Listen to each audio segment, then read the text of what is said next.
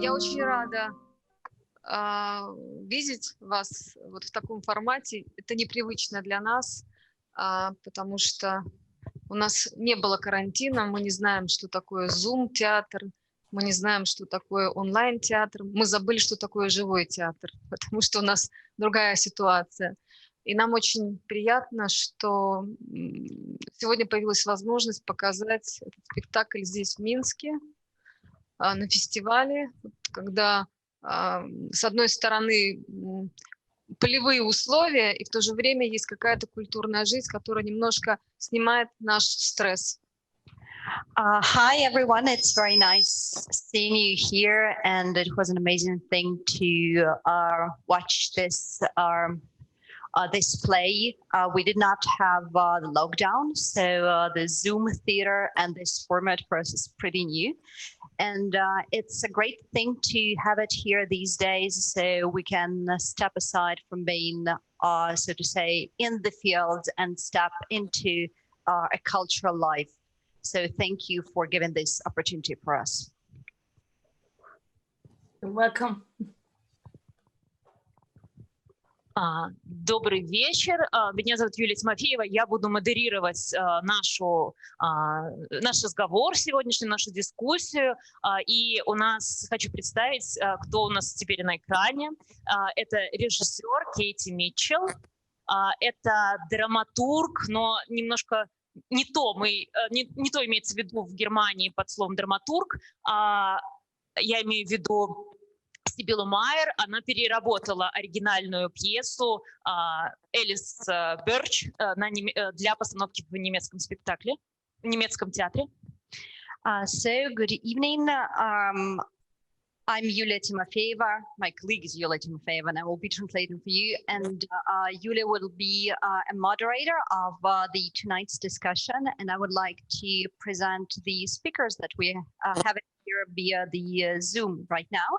So this is Sibille Meier, the person who worked on reworked the play, and the three wonderful main characters that Yulia is going to represent in a second. And also the director, I'm very sorry, Kэти Митчелл. Да, и три актрисы, исполнительницы главной роли. Это Юлия Винингер, которая играла Клару, старшую бабушку, скажем так. And the three fabulous actresses that we have, the Julia Vininger, who played the fabulous grandmother. Галой Отеро Винтер, которая играла маму, дочь Клары. Галой Отеро Винтер, who played the mother. И Сандрой Герлинг, которая играла Бонни, внучку, в будущем, женщину, которая ждет нас в будущем, наверное.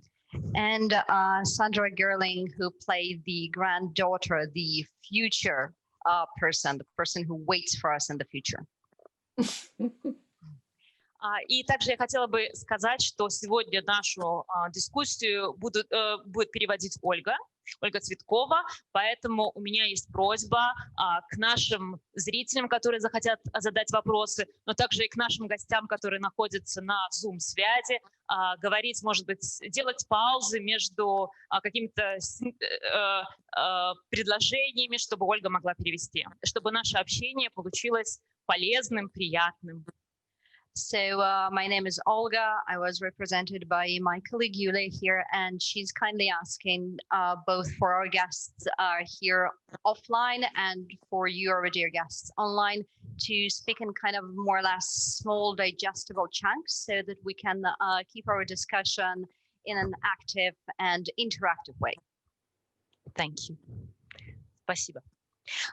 И, наверное, пока я думаю, что все мы просто ошарашены, может быть, да, впечатлены спектаклем, и пока вы как бы готовите вопросы, я хотела бы начать сама воспользоваться этой прерогативой, своим местом, и задать вопрос Кэти и Сибиле.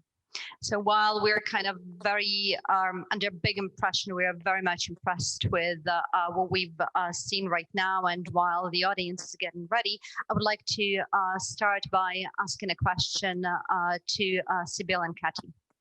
Мой вопрос к Кэти Митчелл будет такой. Я слышала в одном из интервью, где Кэти выступала вместе с Элис Бёрч. Это авторка пьесы, оригинальной пьесы, написанной на английском языке.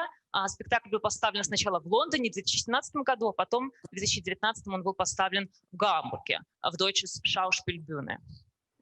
So my first question would be to Kati. I remember that this play was first staged in London with the director of Alice Birch, and then in 2019 it went to be staged in Hamburg.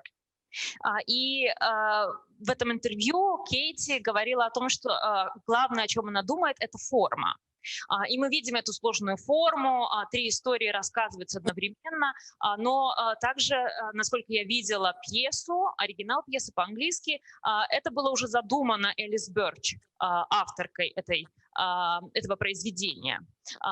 Расскажите, пожалуйста, Кэти, как вы работали вместе с Элис, как вы выстраивали эту форму на сцене? So during a joint interview with Alice, Kati mentioned that the form was of a particular importance to you, Kati, and we've seen that on stage right now, 3 stories being told at the same time. But Julia has also seen the play that was staged in London, and according to what Alice thought of the play, it was also a lot of importance was also given to a form. So could you tell us, Kati, in a few words, how did you work with this play? With the form. With the form. How did you find the form this together with Alice Birch? Danton. We can't hear you. I've got it. We created the form in rehearsals, and it was very, very hard for all the actors to pick up their cues across the 3 stories. And so in some cases, we got a composer to set the text as if it were music so that everyone would know exactly when they were speaking. So that was our first step. And our second step was that we decided to keep the 3 characters on stage all the time and have a very complicated series of scene changes in order to keep the form going. But it was very exhausting to make, and it was like rehearsing 3 plays at the same time. Во-первых, во время репетиции мы старались сделать так, чтобы некоторые из реплик актеров были произнесены одновременно. Это достаточно сложно было для актеров, поэтому в какой-то момент мы пригласили композитора, который своеобразно пытался своего рода создать музыку из реплик для того, чтобы актеры попадали в условные ноты, а с другой стороны, это вторая часть, мы решили оставить всех 3 героинь на сцене на протяжении всего спектакля, и достаточно сложно было спланировать вот это изменение декораций, изменение костюмов для того, чтобы сохранить ту самую форму, о которой идет речь. Thank you. И у меня вопрос тоже к Сибиле Мейер. Но постановка в Лондоне и постановка в Гамбурге, мне кажется, отличаются. Сибила адаптировала текст для немецкого зрителя. Каким образом проходила эта адаптация, с одной стороны? То есть я знаю, что какие-то имена были заменены. Например, в Лондоне главную бабушку зовут Кэрол, а не Клара. Вот. Некоторые имена тоже Ганс и Якоб, их нет в английском тексте, насколько я знаю. То есть как проходила адаптация? И второй вопрос, насколько часто в немецком театре адаптируются пьесы зарубежных авторов? И с какой целью это делаете?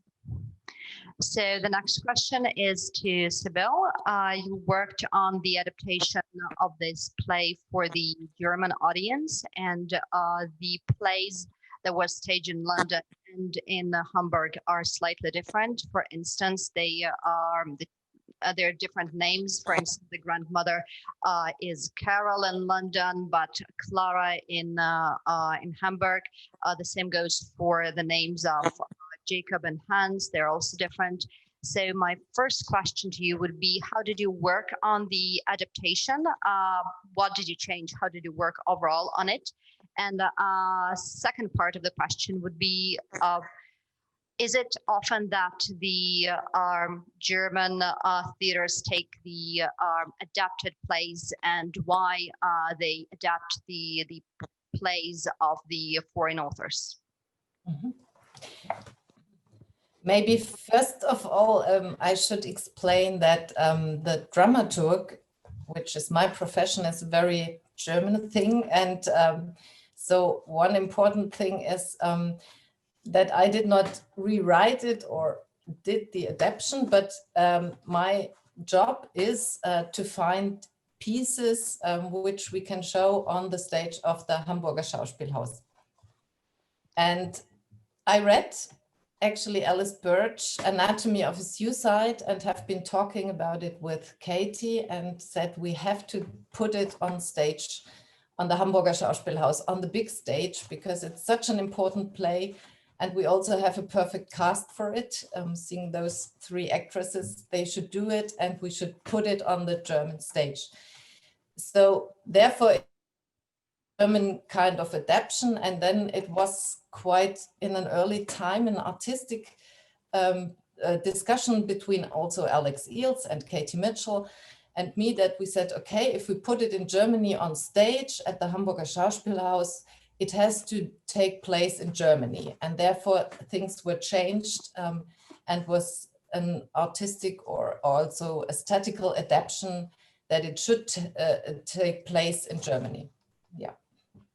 Я начну с того, что расскажу о своей роли как драматурга. Она в Германии несколько отличается от других стран. И в первую очередь я занимаюсь тем, что нахожу те пьесы, которые затем можно будет поставить, например, у нас в Гамбурге. Так было и с данной пьесой. Я читала произведение Элис Берч, и что оно будет прекрасно смотреться именно на большой сцене, именно с нашим составом, потому что у нас есть 3 прекрасные героини для этого. И когда мы вместе с моим коллегой Алексом Илсом решили, что мы будем все-таки его у нас ставить, то зашел вопрос о том, что его нужно было адаптировать под Германию. Если место действия в данном случае Германия, то, соответственно, и имена должны быть немецкие. То же самое касалось не только какой-то художественной адаптации, но и адаптации, декораций и подобных вещей. Thank you.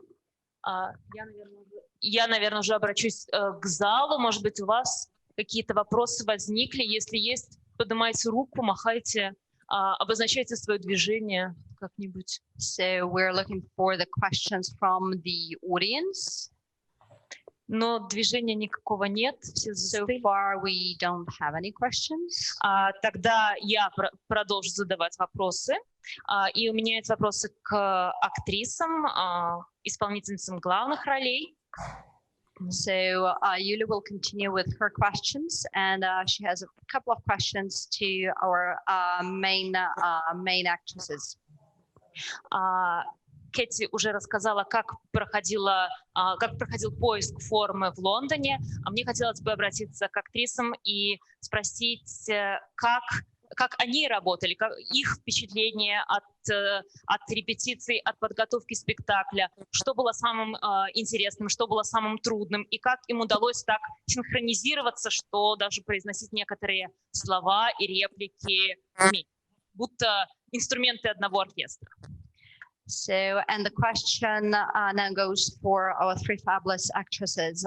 So how did you work on this play? How did you work during the rehearsals? What were the most interesting things, and what were the most difficult things to do? And how did you manage to finally synchronize to the point when your cues are on at the very same time, just as instruments of one orchestra?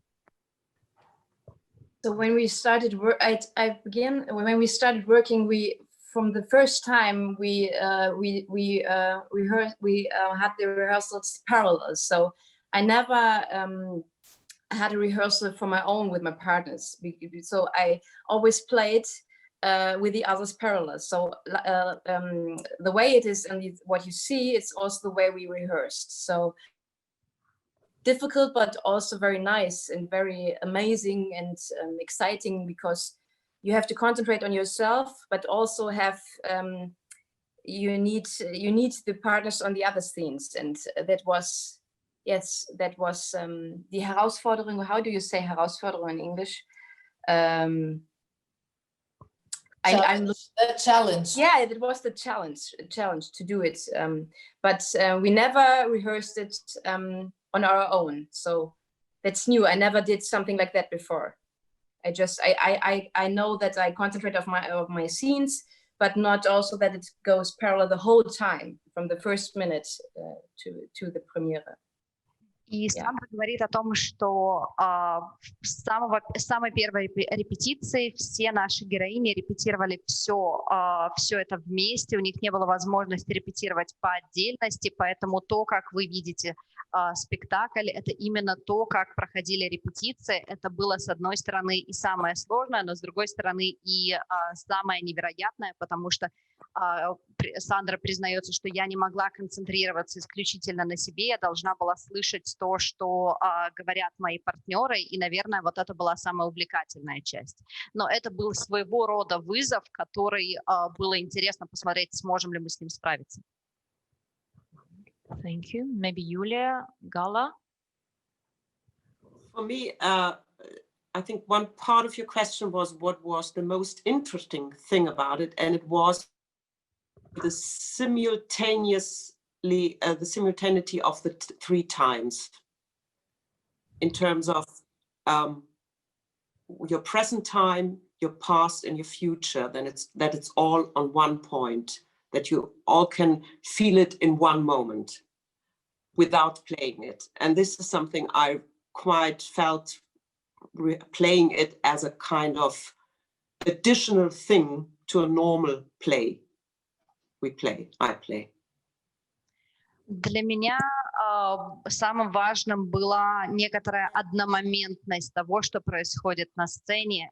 Вы одновременно видите и прошлое, и настоящее, и будущее, и это добавляет такое дополнительное измерение к спектаклю в целом. Наверное, для меня это было самое важное и самое интересное.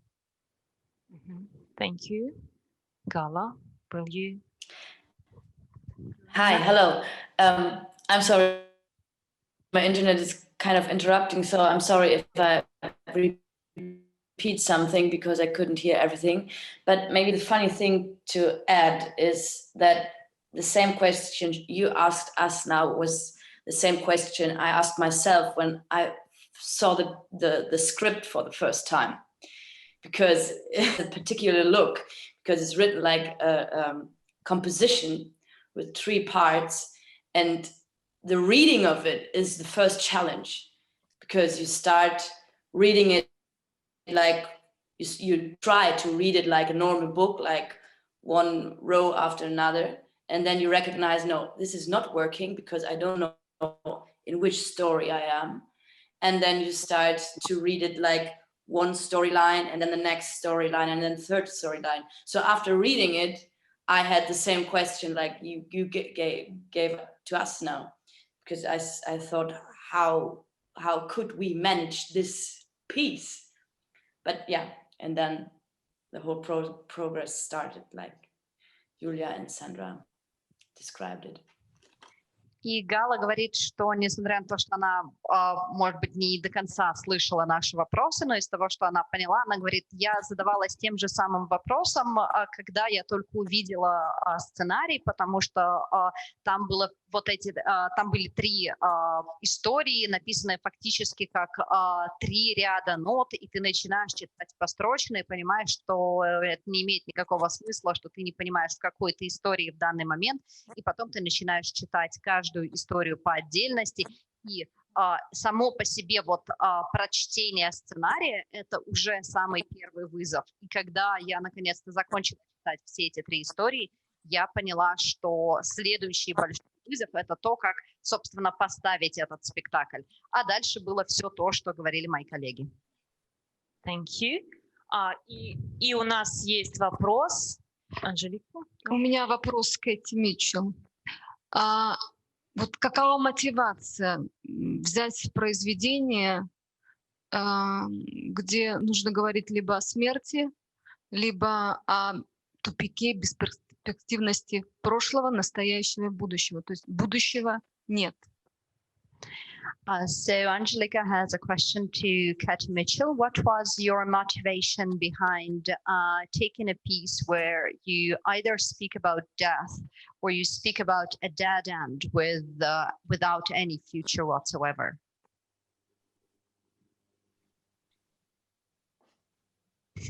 And you need to unmute yourself. I know. It was just because there is loud noise behind me, so I'm protecting you from it. So, yes, the subject matter is very dark, but it's about stopping the past flooding into the present. And so for me, the ending is super important and super optimistic. It is possible to stop the past from destroying the future. And although the decision that is made by the character to lose her womb is a difficult decision, at least it stops further damage. And I think for a lot of us, not just in the case of suicide, but the damage from the past can flood through several generations until someone decides to stop it. And the action to stop the past is a really important act. Действительно, для меня эта тема была очень важна, потому что здесь вопрос не только в окончании жизни, но и в окончании вот этих бесконечных поколенческих каких-то переливаний из прошлого в настоящее и в будущее. И для меня в данном случае очень важна концовка этой пьесы, где героиня, принимая, конечно, очень тяжелое решение стерилизовать себя, оканчивает вот эту цепочку того, когда прошлое своего рода заполняет и настоящее, и будущее, и наносит непоправимый вред, потому что мы часто видим, как на протяжении нескольких поколений тот вред и тот негатив, который случился несколько поколений назад, продолжает влиять на сегодняшний день и на будущий день. И очень важное, очень смелое решение остановить этот процесс. Thank you. Еще вопросы? Есть? Any more questions? Альгер Бахаревич, ему нужно микрофон подать. Добрый вечер. Найперш я бы хотел подякаваць за гэты страшны, складаны для ўспрымання і все-таки вельмі прыгожы спектакль.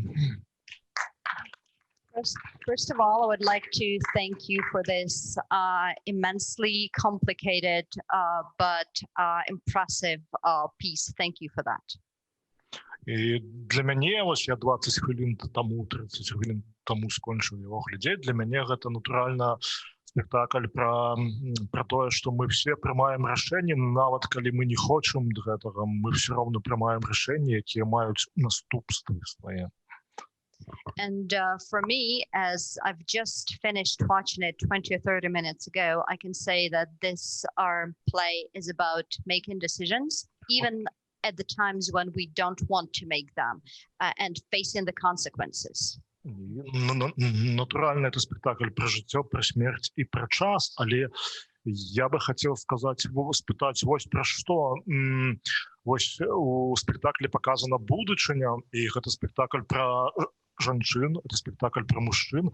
Ці хацеў гэты спектакль все-таки стварыць нейкую візію будучыні, наколькі роля жанчын і роля мужчын, она, скажем, в 2035 годзе, наколькі яна зменіцца, якімі мы будзем в сваіх гендерных ролях вот у 2035 годзе, напрыклад. Ну, то бок, ці была такая творчая мастацкая задача вось разважаць над гэтым, якімі будуць жанчыны, якімі будуць мужчыны і што мы несем у будучыню. And obviously this is a play about life, death, and time. And regarding time, there is a question that I have. So we also see that this is a play about mostly women, also men, but mostly women. So if we look into the future, what is the future vision of men, of the role of women and men in the future, how it may be changed from what we see today? And was this kind of a future vision part of the ideas behind the play? Sibilla.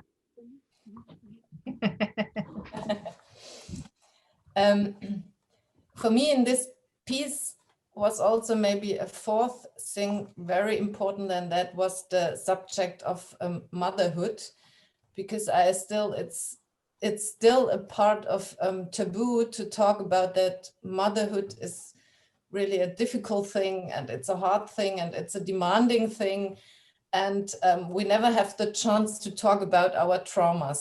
And I think this piece shows a lot that the inheritance is not only given or passed by maybe DNA or whatever, but also by words, because in these three parts, they have the same phrases, the same words passing on to each other. And most of the time I have the feeling that the missing part of talking about things like a trauma or disease is the point where we don't have a chance. So I hope in future we learn that communication has to change between men and women to get over this kind of trauma. That would be my future part of the piece. Для меня, говорит Сибила, во многом этот спектакль, эта пьеса про материнство, про то, что матерью быть нелегко, про то, что это тяжелый труд, и во многом он связан с какими-то травмами, которые мы переживаем. И ведь наследие передается не только посредством гена и ДНК, но также и посредством слов. Поэтому на протяжении всей пьесы мы слышим примерно одни и те же реплики или слова у наших героинь. И мне бы хотелось, чтобы в будущем мы больше бы и лучше бы коммуницировали для того, чтобы избежать повторения вот этих каких-то травм, и общались бы больше для того, чтобы таких травм не было у будущего поколения. Thank you. Вот, Вера, там еще. Just a moment. Всем привет. Хотела бы сказать, что я, как человек, которому очень важен визуальный контент, хотела бы поблагодарить за интересный спектакль, который я бы хотела увидеть вживую, даже из-за того, что интересно, он визуально был сделан, очень понравились переходы между сценами, когда переодевали главных героинь, и это все было очень так необычно. И вопрос такой, насколько было энергозатратно сделать все эти декорации? Вот такой вопрос. So first of all, I would like to thank you for this play.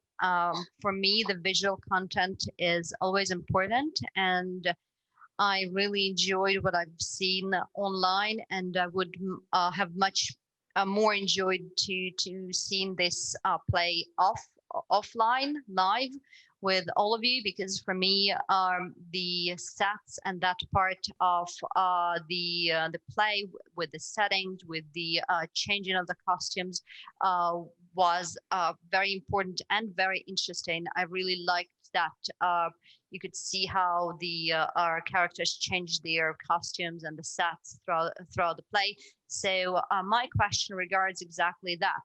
How much energy did you put into changing those sets in such a throughout the play, both sets and the costume? How efficient and how much energy did it take?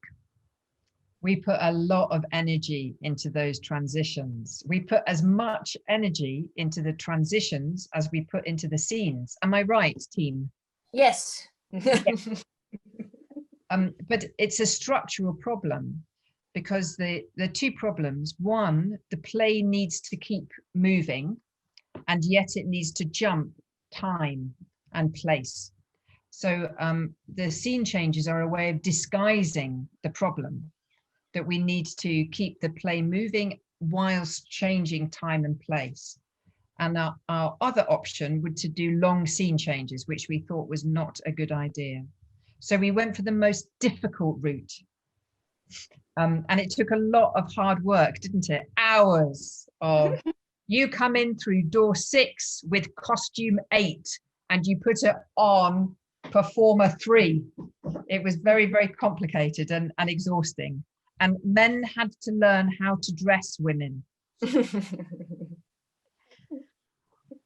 И наши гости говорят о том, что это было безумно сложно. На самом деле мы вложили столько же сил в сами переходы от одной сцены к другой, столько же, сколько мы вложили непосредственно в саму пьесу. Правда, команда, спрашивает одна из наших героинь, все подтверждают, и она продолжает дальше, что на самом деле все вот эти переходы, они связаны с тем, что пьеса должна двигаться, должна идти дальше, но при этом все это происходит в различных сценах, в различное время для того, чтобы это каким-то образом спрятать.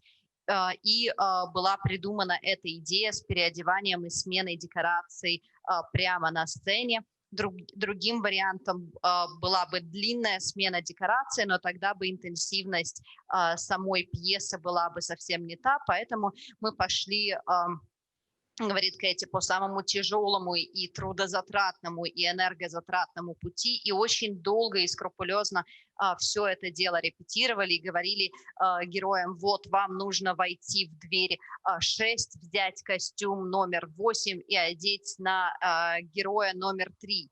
И это само по себе очень много времени занимает отработка подобных вещей. Кроме того, мужчинам пришлось научиться одевать женщин, что тоже достаточно трудно. Thank you, Ольга. Вера? Я хотела бы спросить, мы здесь сидим как бы все в зале, смотрим спектакль, у нас тут много места между рядами в связи с коронавирусом. Мне немножко жалко, что вы все на нас смотрите, каждый из своей отдельной комнаты, все находятся в разном месте. И я хотела спросить, спектакль же на фестивале в Берлине тоже показывался в записи. Вот в связи с этим, как вы с этим справляетесь? Потому что все-таки профессия и актеры, и вообще театральная профессия, они живут вот от этой взаимосвязи с публикой. Как вы с этим справляетесь и как это влияет на работу? So we're sitting here and we do have spaces between our seats, but still we're all together. We're watching the play, being here in one room, watching it all together. While you guys, as far as we can see, are all sitting in your own rooms far apart. And from what we know, the premiere of this play was scheduled in Berlin, but had to go online. And due to coronavirus lockdown. So at the same time, it's very important for the actors and the theater people on the whole in general to have this connection with the audience. So now being in a kind of a lockdown back again, how do you feel, or how do you work with the absence of the actual audience and with the absence of that connection with the audience? Julia?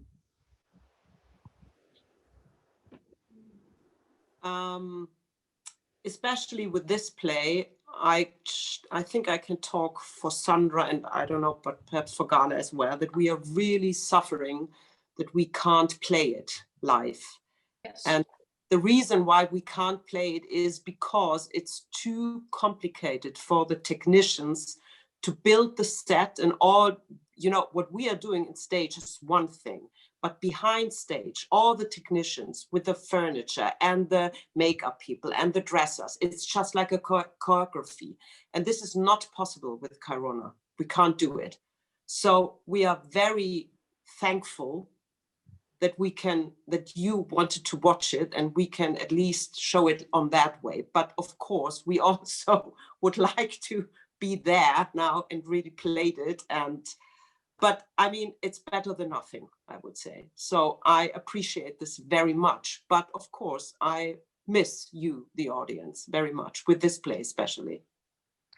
Конечно, особенно с этим спектаклем нам бы очень хотелось показать его вживую, потому что одно дело — это то, что вы видите на сцене, вы видите нас, и совсем другое дело, что происходит за сценой, за кулисами, а там происходит настоящая хореография из декораторов, гримеров, из помощников сцены, которые постоянно что-то делают и что-то меняют. И, конечно, нам очень жаль, что такая тяжелая и трудоемкая работа, особенно вот в таком спектакле, она пока идет исключительно онлайн, но тем не менее мы очень рады, что вы собрались и посмотрели этот спектакль, и это лучше, чем ничего, хотя, конечно, нам безумно не хватает вас как зрителей.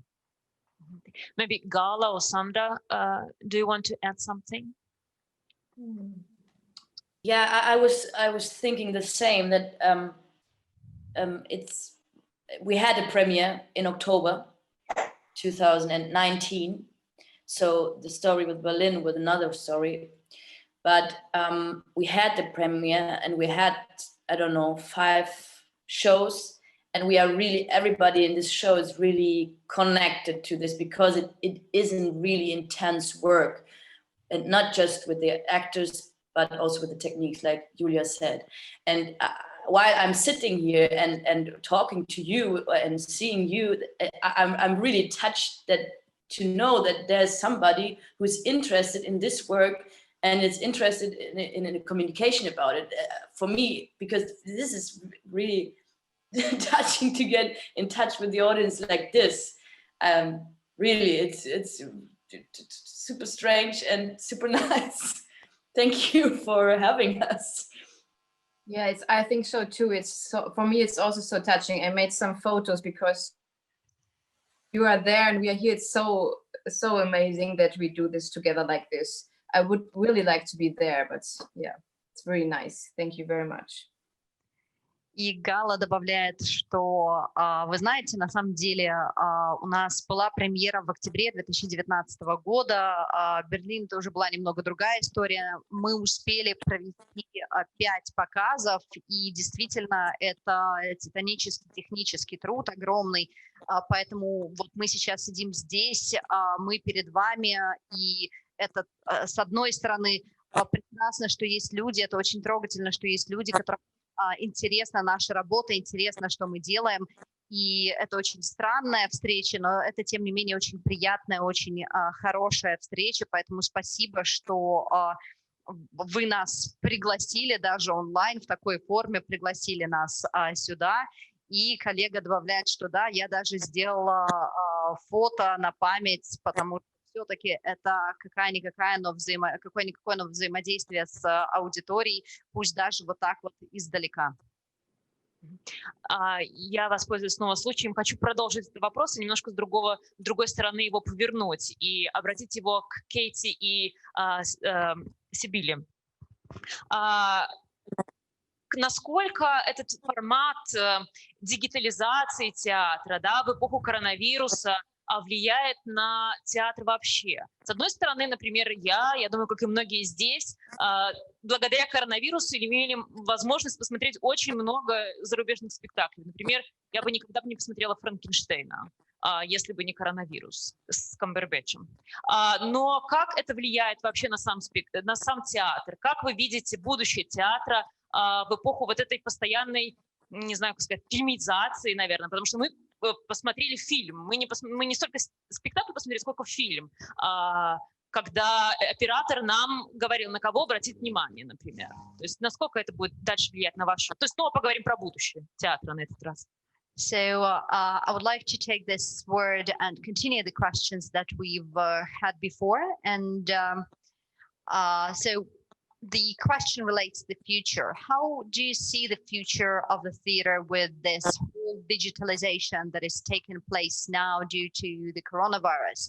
Because of course we were able, at one hand, we were able to watch the plays that, for instance, for us in Belarus would be impossible to watch otherwise, like Frankenstein with the Cumberbatch. And that was due to the lockdown and coronavirus that we had this opportunity. On the other hand, we've just watched the film, let's be honest. We watched the film with a cameraman telling us where to look at this or that specific moment. So what are your opinion about digitalization and, so to say, filmization of the theater, and where the future of the theater would take us? And you have to unmute yourself. Yep, of course.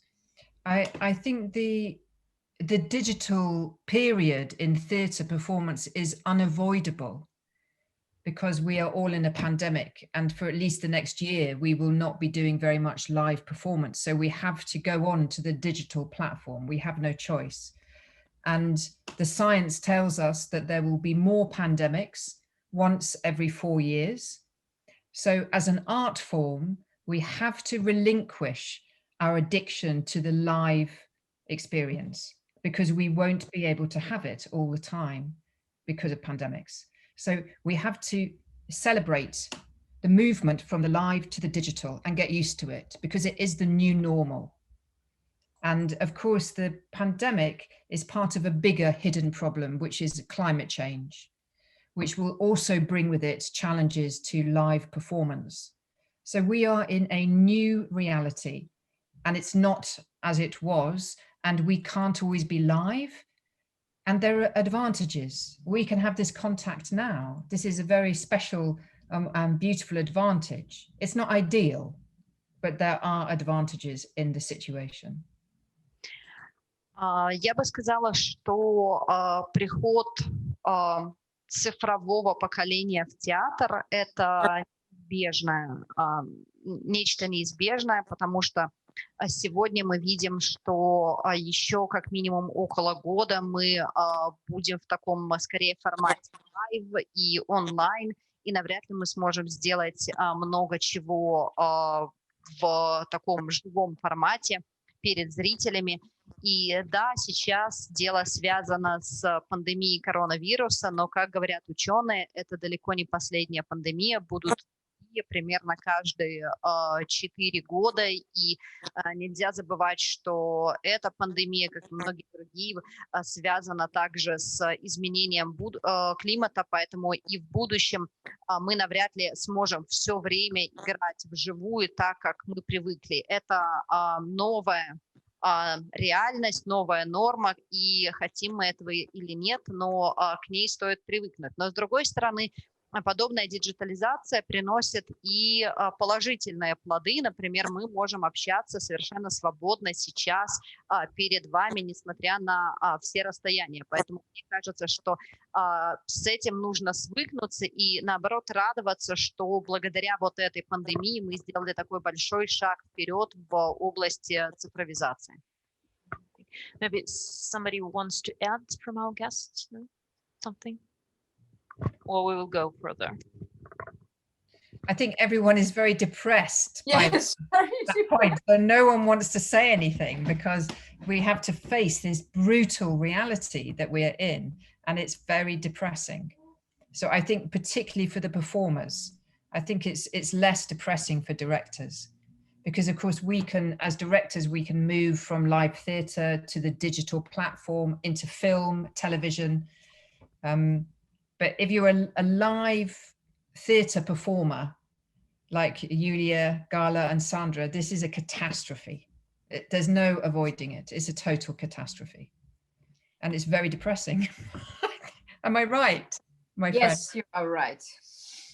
Yeah, you are right. But what I am observing in the last half year is that these small things like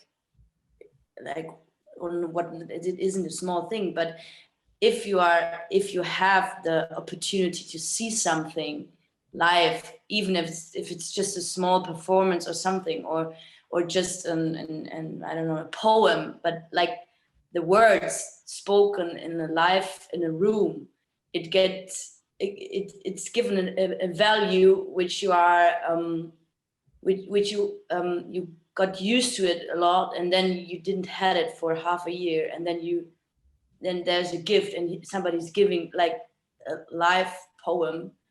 It's growing a lot, and the tension of it, I think these things which were not a big value for me. It's this sensation, and another thing is that in the first period, now it's different because we have to handle it, but in the first period I was happy to see that the digital theater, it can't remove the live theater. It's getting to something different because it has to move and it has to develop, because it's kind of on a low level now. But we are challenging this kind of interaction like we are doing it now, and to get something like a common feeling which you have when you are sitting in a theater.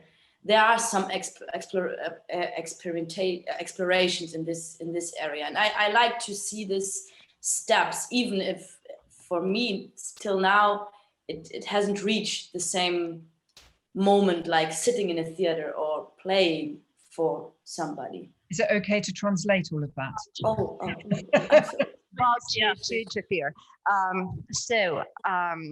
Кэти, начнем с Кэти. Кэти говорила до этого о том, что все остальные замолчали, когда Юлия спросила, может быть, кто-то что-то хочет добавить. Кэти говорят, ну, все замолчали, потому что, наверное, все актрисы, в особенности, они находятся в данный момент в депрессии, потому что для нас, как для режиссеров, драматургов, для создателей спектаклей того или иного уровня, это вот эту диджитализацию пережить проще, потому что мы всегда можем обратиться к онлайн-формату, к цифровым платформам, к кинематографу и так далее, в отличие от актеров театра, которые привыкли выступать на сцене, привыкли выступать перед зрителями, и, конечно, для них это однозначно катастрофа, поэтому многие из них сейчас находятся в депрессии.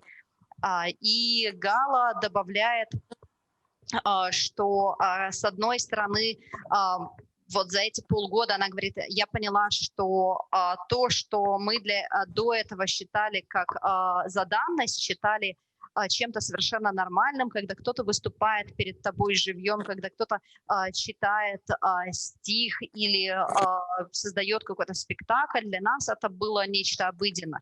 Сейчас, полгода спустя, когда мы отвыкли от подобного живого общения, мы понимаем всю ценность этого и воспринимаем такое живое выступление, живое общение как дар, и поэтому, возможно, это что-то хорошее. И добавляет она также про цифровой театр, про то, что на сегодняшний день все равно даже при переходе на цифровые платформы театр не может... Такой цифровой онлайн-театр не может полностью заменить живой театр, хотя где-то он, может быть, к этому и приближается, но отсутствует чувство того, что ты сидишь, перед тобой кто-то выступает, это живое выступление, этого чувства все равно нет, поэтому важно разграничивать обычный театр и театр в любом цифровом виде, скажем так. Спасибо. И у нас еще вопрос, пожалуйста. Да, я, наверное, скорее даже не вопрос, поделиться впечатлением, дать какую-то обратную связь и в первую очередь поблагодарить. Только микрофон держите ближе. Хотел бы, опять же, поблагодарить весь каст спектакля. Это действительно очень круто, очень здорово. И впечатление такое, что очень спектакль заставляет как бы подвергает зрителя очень большим таким когнитивным нагрузкам, когда ты и стараешься наблюдать за тремя действиями, развивающимися одновременно, стараешься еще, я вот себя на мысли поймал, что я всегда смотрел, чтобы, не дай бог, не начал в обратную сторону отматываться год над секциями, чтобы не получилось как вот у Нолана этими всеми завернутыми вещами. So we have rather a comment than a question from one of the members of the audience, and he would like firstly to say a huge thank you to all of the cast for making this happen.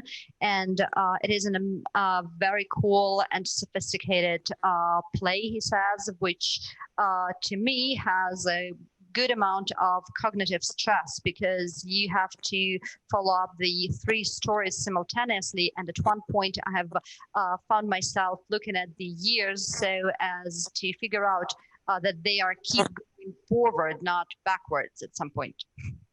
Да, и у нас есть несколько режиссеров, которые любят такими вещами заниматься, там, такие как Дэвид Линч, Гай Ричи или Кристофер Нолан, который вот как раз недавно выпустил свой фильм с очень похожими переплетениями сюжетными и с игрой со временем. И хотел сказать, что у девушек на сцене получилось создать нечто такой спектакль гораздо меньшими там средствами, как у Нолана, пьесу, которую хочется пересмотреть еще раз, чтобы убедиться, чтобы ничего такого не упустил.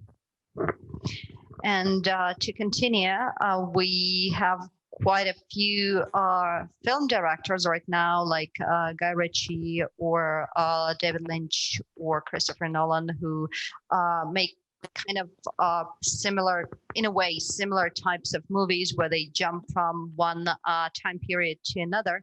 And in my own opinion, the ladies on the stage in the play managed to have the same effect on the audience as the film, and the latest film by Christopher Nolan, but with more effortless and with less resources. So, and it is also a play that I would like to watch again at least one more time in order to see that I did not miss any single detail. So thank you for that. Thank you. Еще вопросы есть? Ждем. Спасибо большое.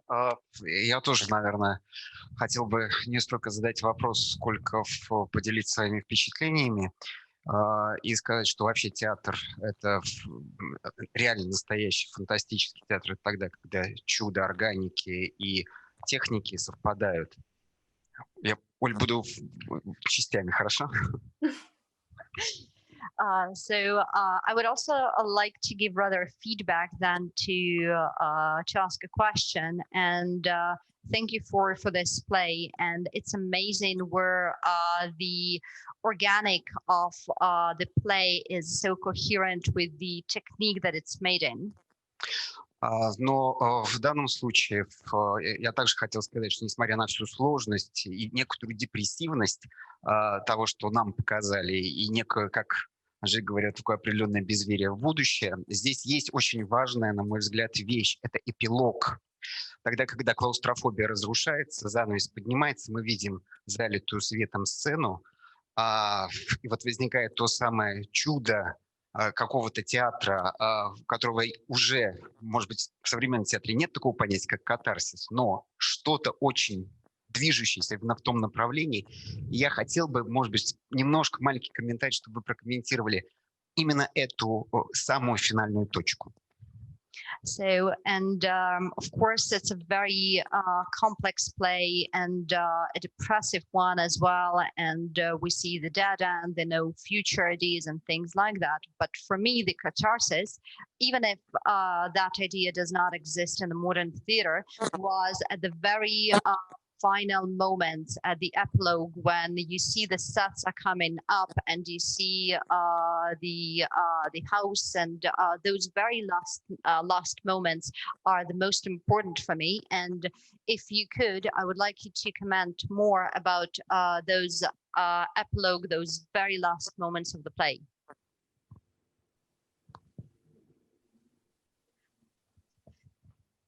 Katy, you have to unmute yourself. I always forget. Forgive me. Is it okay if I answer? Yes. I really wanted the end to be very optimistic. And so we did a 2 or 3 minute slow motion scene change, and then the wall went up so as to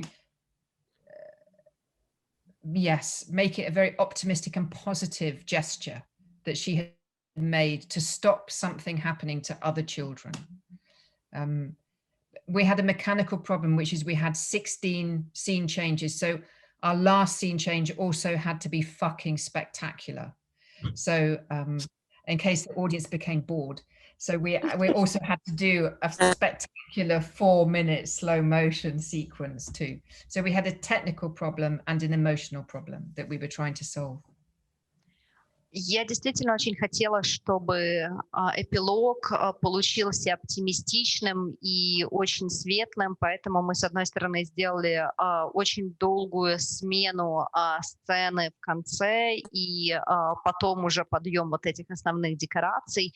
И для меня это было важно по 2 причинам. Во-первых, по эмоциональной причине, для того, чтобы закончить на такой оптимистической ноте и показать, что можно разорвать вот эту вот цепь и сделать что-то хорошее для будущих поколений, что, собственно, и сделала героиня. И технически к тому моменту мы уже 16 раз меняли сцены, поэтому последняя смена должна была быть, как выражается наша героиня, охренительно запоминающейся. И поэтому мы ее растянули на 4 минуты для того, чтобы затем показать вот именно этот самый оптимистичный момент.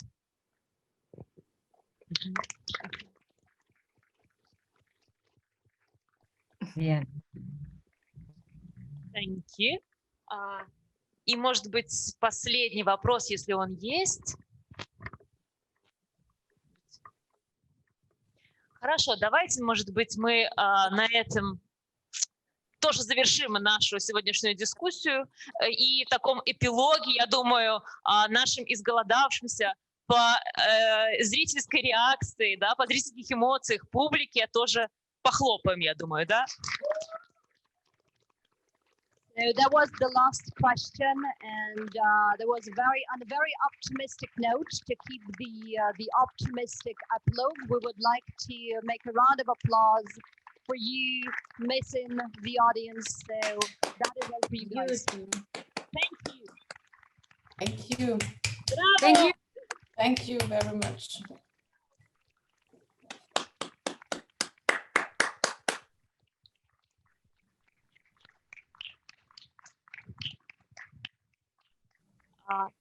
Таким образом, спасибо большое Кэти Митчелл, спасибо большое Сибилой Мейер, спасибо большое Юлия, Сандра, Гала, спасибо большое нашей публике. Thank you, Kэти Митчелл and Sibilla Meier and Gala and Sandra and Julia. So thank you, everyone, and thanks for the audience for joining us tonight. Thank you. Thank you. Thank you. Spasiba to you. And thank you so much for the invitation. And we really would love to be with you together. And hopefully the pandemic will be over and we come with our Hamburger Schauspielhaus to you in the next years. Thank you so much. Yeah. Большое спасибо вам за то, что вы нас пригласили онлайн. И мы надеемся, что когда пандемия закончится, то мы приедем к вам уже вживую. Спасибо вам большое. Thank you. Bye. Bye. Bye. Bye. Bye. Bye.